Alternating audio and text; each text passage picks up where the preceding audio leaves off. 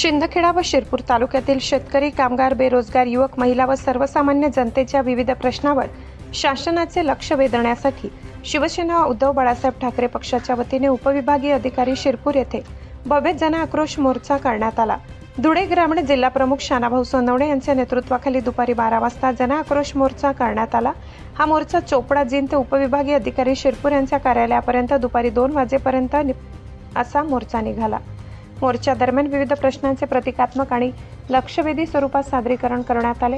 शेतकऱ्यांच्या वाढत्या संकटाचे प्रतीक म्हणून जिल्हा प्रमुख शानाभाऊ सोनवणे व पदाधिकाऱ्यांनी स्वतः बैलगाडा ओढत आंदोलन केले।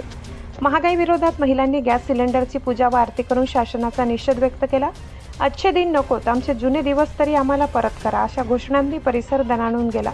महिलांनी रिकाम्या टोपल्या दाखवत वाढत्या महागाईमुळे घरगुती अर्थकारण कोलमडल्याची व्यथा मांडली।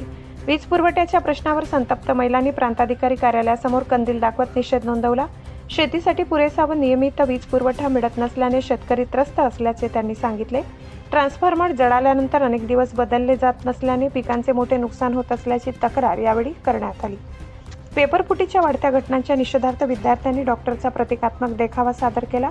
स्पर्धा परीक्षा आणि विविध भरती प्रक्रियेमधील वारंवार होणाऱ्या पेपरफुटीमुळे विद्यार्थ्यांचे आयुष्य उद्ध्वस्त होत असल्याचा आरोप करण्यात आला। वर्षानुवर्ष अभ्यास करून विद्यार्थ्यांच्या मेहनतीवर पाणी फिरले जात आहे अशी भावना विद्यार्थ्यांनी व्यक्त केली। आंदोलनादरम्यान शेतकऱ्यांच्या व्यथा मांडणारी गीते, भजने आणि घोषणांनी संपूर्ण परिसर दुमदुमून गेला। शेतकरी, महिला आणि युवकांनी शासनाच्या धोरणाविरोधात तीव्र नाराजी व्यक्त केली। भवानी जय शिवाजी, हिंदू हृदय सम्राट सर सेनापती बाळासाहेब ठाकरे यांचा पक्ष प्रमुख उद्धव साहेब, तुम आगे बढ़ो, हम तुम्हारे साथ हैं। शेतकऱ्यांना न्याय मिळालाच पाहिजे, बेरोजगारांना न्याय मिळालाच पाहिजे, बेरोजगारांना रोजगार मिळालाच पाहिजे, शेतकऱ्यांना 12 तास वीज मिळालीच पाहिजे, शेतकऱ्यांना 12 तास वीज मिळालीच पाहिजे।